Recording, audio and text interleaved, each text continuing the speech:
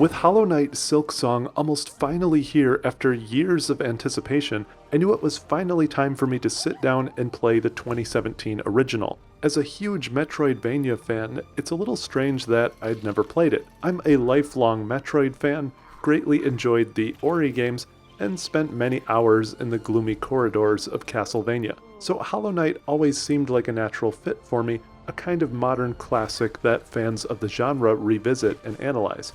After spending a good amount of time with the game though, my opinions ended up much more complicated and deeply conflicted than I expected, and I'm interested to hear your thoughts on these elements as well. Now it's worth noting that I intentionally went into this game relatively blind.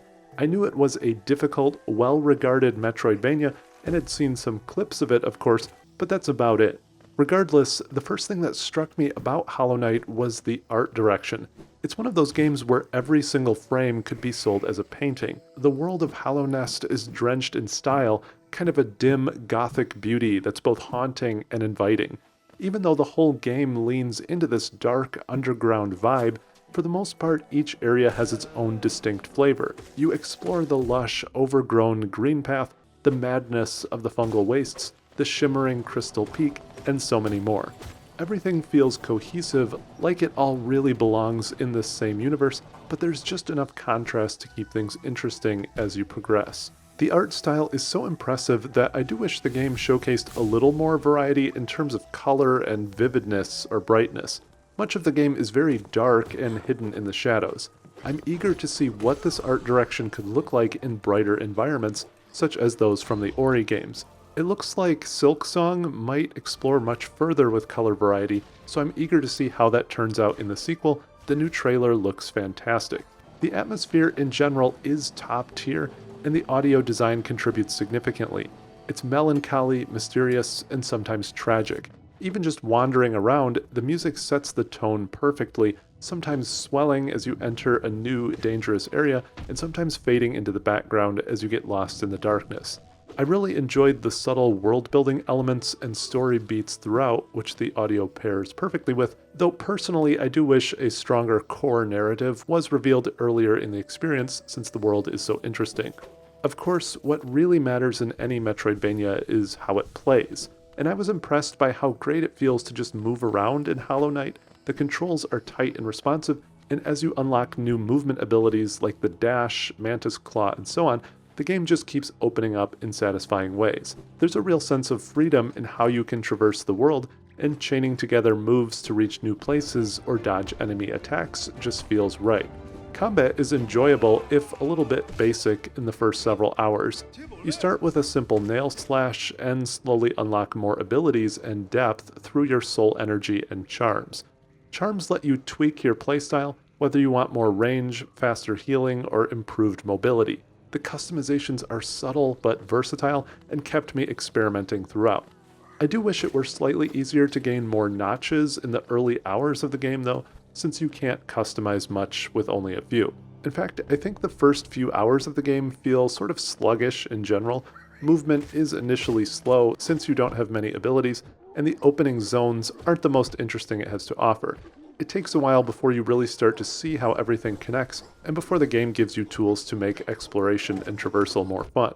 So I really enjoyed the aesthetic, traversal, and overall gameplay systems in terms of controlling your character and interacting with the environment and enemies. However, in terms of the macro game design, or the systems that architect the overall experience, I found Hollow Knight to be an extremely frustrating game, even as a huge fan of the genre. I think it's needlessly punishing in a lot of ways, or just difficult for the sake of being difficult, rather than producing a fun challenge in an organic way. There were many points during my playthrough when I wished I could just sit back and enjoy the experience and get lost in its amazing, mesmerizing world. But the constant intensity made it almost impossible to establish a rhythm like other, more forgiving and accessible Metroidvanias. I wish this game had an easier default setting or options to reduce a few punishing systems while leaving the current state intact as a hard mode. I realize the difficulty is part of the overall vision, but I also think you could streamline a few elements without losing that core feeling of reward or accomplishment. Or maybe this remains the default, but there's a rookie mode for enjoyment, like we saw added to Metroid Dread, which I think was a great addition for casual playthroughs, even for those who did beat the game on more difficult levels. First, let's talk about probably my biggest gripe, the save checkpoint system. Instead of letting you save anywhere, Hollow Knight uses benches. On paper, it's similar to other games in the genre. Benches are both save points and places to refill your health, and in this case swap charms. But in practice, they're too scarce in odd locations and sometimes pointlessly blocked off. Sometimes you'll go a long while without finding one, and there are almost no other checkpoints, even with boss fights. That means if you die, or if you're facing a difficult boss several times, you're forced to replay or traverse stretches of the game over and over. There were some boss fights where it seemed like the nearest bench was minutes away behind enemies, and the bosses themselves are often super difficult. So if you have to try and beat a boss 5 to 10 times, but it takes several minutes just to get to the boss every time, you just spent a good chunk of time purely traveling the same route to retry. Hollow Knight is also determined to make money, Geo in this case, a constant stress point tied into this save system. Everything costs Geo, unlocking each part of the map, activating fast travel spots, expensive upgrades, sometimes even unlocking new benches just to save. But if you die, you drop all of your Geo, and you must go all the way back and fight all of the enemies and your own ghost to get it back. Die again before you reach your body, and all of that money is lost for good.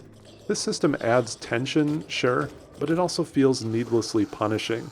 This system makes it difficult to bank up money in a game with expensive upgrades, meaning anytime you want to buy something, you'll probably have to go and farm for it. It also means if you die, you can't just explore in another direction or try something else.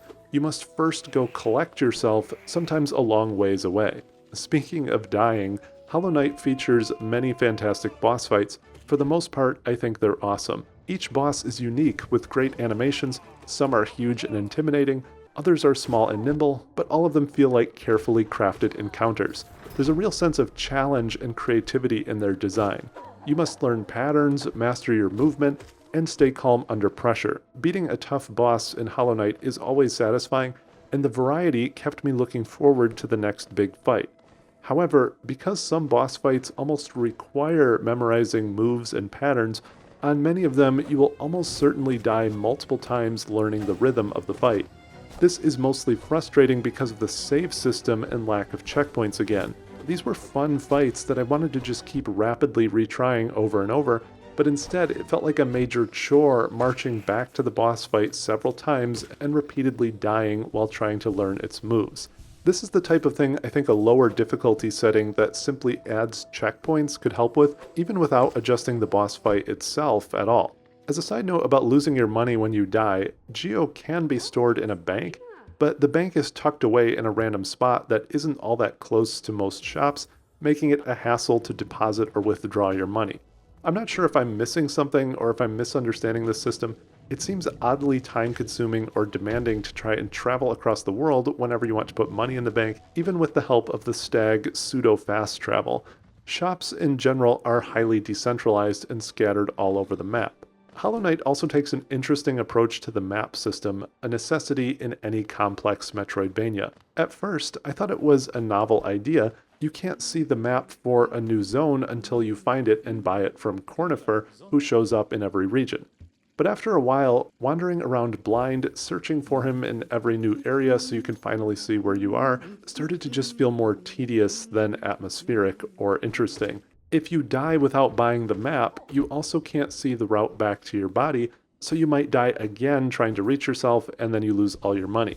The map is also massive, and there are long stretches where the game gives very little direction on where to go next, even by the standards of the genre. I also got awkwardly semi-stuck a few times, unsure if I was missing an upgrade, had just taken the wrong path, or misunderstood a mechanic that might allow me to enter or leave an area. For example, it took me a while to figure out how or if I should leave the ancient basin after arriving too early to fully progress through it. If you lack certain upgrades here, the only way out is to use really precise jumping on this spiky climb out. It's the kind of design that makes you question whether that's intended to discourage you from leaving or entering, or if the game is just being obtuse. Or at another point, I swam across this huge lake just out of curiosity and then dropped down onto the ground immediately on the next screen, only to realize there's no way back up, and now I'm all the way across the map from where I started, interrupting my exploration and current objective. With all that said, I do understand why Hollow Knight has the reputation it does. The world building is incredible, the lore is rich and mysterious, and the sense of atmosphere is second to none. The boss fights are memorable, the movement is satisfying, and the art and music are some of the best around.